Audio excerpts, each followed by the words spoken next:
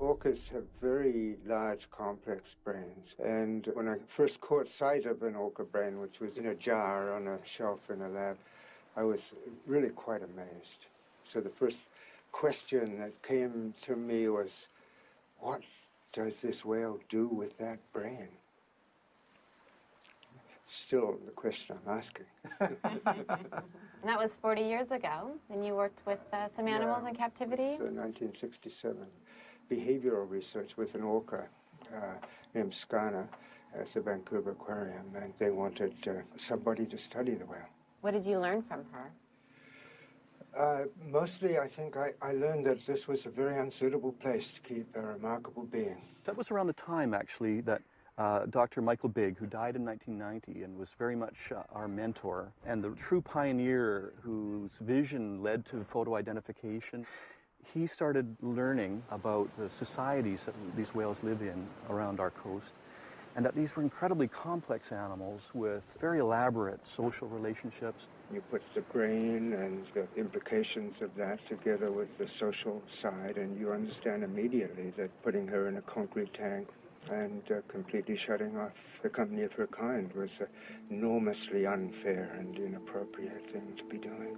Studying a pair of whales called Orky and Corky, they would begin conversations with certain sounds and end conversations with certain sounds.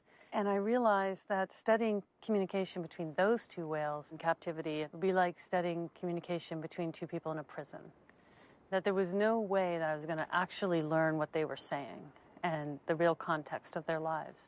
I'll tell you the main thing about Corky, and she's a survivor. She has been in captivity for 38 years, about 43 years old, which is incredibly old for a captive orca. Most of them die within 10 years. She still uses the calls of the A5 pod, and she is swimming around the tank, and in a concrete tank, the sounds that they make reverberate off the walls of the tank. They're constantly in an acoustic fuzz. I think it's an incredibly stressful environment simply because of that. And how is your research here at Orca Lab different? Well, when I was working in captivity and understood that if one wanted really to learn about them, you needed to go into the wild and study them there at a distance. And that's where we got into developing remote hydrophone systems that enable us to hear whales that we can't see.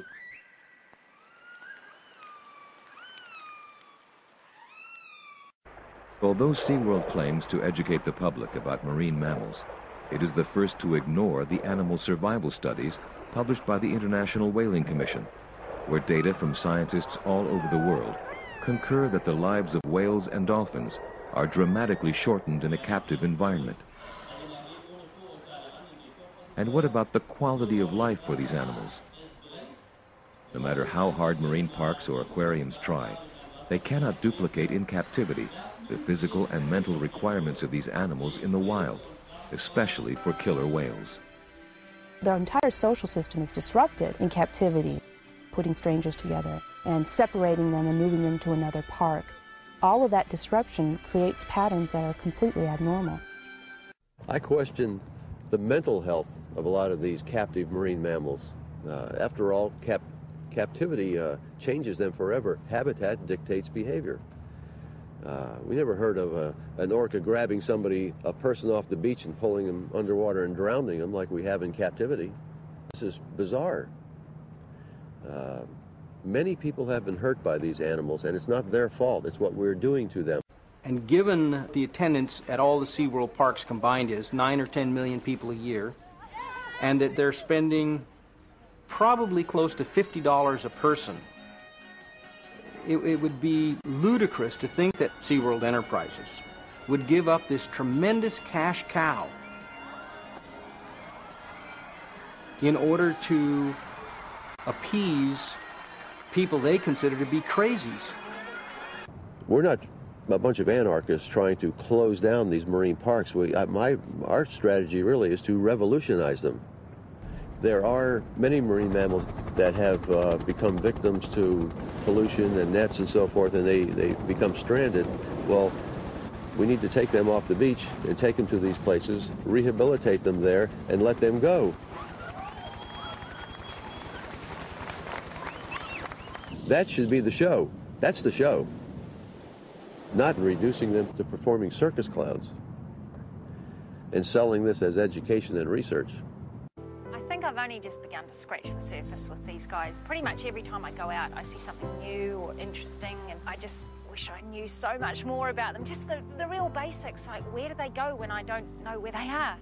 What are they saying to each other? How do they teach the young ones how to catch things? And what happens to them when they're naughty? And just, yeah, fun stuff like that as well. And then on the science side of things, how are they impacted by pollution in the marine environment? What sort of things can we do to protect their habitat? If you teach people about these animals, they're going to understand them better, and if they understand them better, they're going to love them more, and if they love them more, then yeah, they're going to look after them, I hope.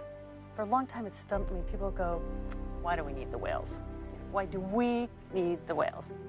And, you know, in truth, why do I need my earlobe? You know, why do I need any specific part of my body? Because it's part of the whole. And you can live without parts, but it's a degraded existence because it's all knitted together. We're also learning as time goes by that, in fact, these animals aren't suited to captivity. So if we are a moral species and we morally evolve, we should perhaps draw the conclusion by now that what we thought would be all right 30 years ago, we know better now, and it's not all right. And we don't need to continue to remove animals from the wild and put them into captivity to be ambassadors for the next human generation. Dolphins and whales are acoustical creatures, and their primary sense is sonar. When you capture an animal like Lolita and put her in this concrete box, you take away the two most important aspects of her life, her family and the world of sound. My biggest fear is that they're just going to keep Lolita there and keep doing these shows until the day she dies. They're just going to keep milking every dollar they can out of this animal, and that's really sad. Once these animals are taken into captivity, it's a death sentence. They don't release them. They don't let them work. Well, okay, we're going to let you work for 15 years, then we're going to retire and you can leave. These animals go into these facilities and literally are worked to death. They're worked till they're dead, and then they go get another one. And they work that one till it's dead. We're really interested in Lolita because she spent that real formative part of her life with her family. The first 6 years were out there. And, you know, so she had a lot of her education, all of her language skills, everything that her society could teach her, she already knew. It wasn't like she was pulled out of there as an infant and never allowed to develop. So she's remarkable. She's one that ought to. She's made the money for those guys. She's paid for her retirement too. She speaks her language. She's in her tank, but she doesn't have anybody to talk to.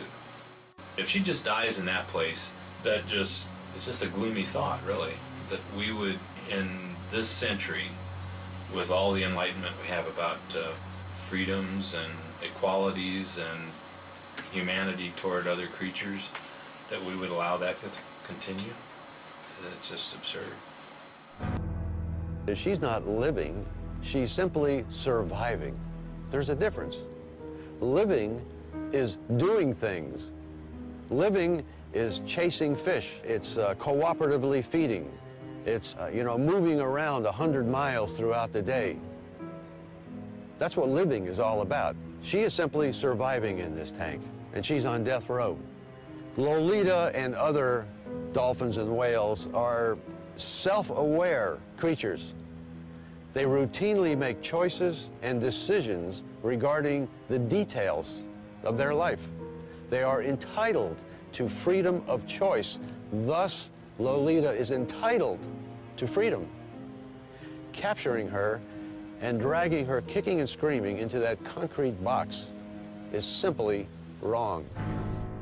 What a violation of nature, and what hypocrisy to say we're capturing these dolphins and bringing them to the Miami Sea Aquarium or SeaWorld or some other park so that we can teach you respect for nature.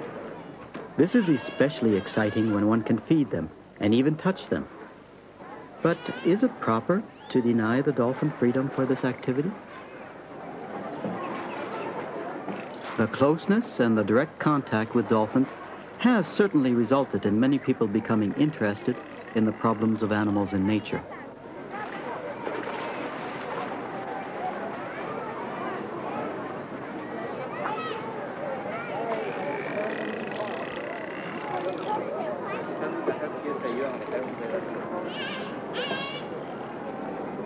On the other hand, when we realize that these animals are often kept in these pools where they can't escape from people, this may also show a lack of respect for them.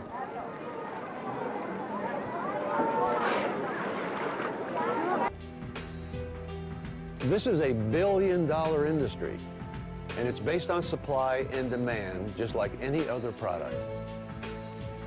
If we can educate the consumers and they become responsible, perhaps they won't buy a ticket. And that's the solution. Don't buy a ticket. That's the best peaceful, nonviolent way to beat this industry. For me, this has been a fantastically moving experience. I've always wanted to learn more about killer whales. I've been a fan for years, and I didn't realize that there was so much to learn.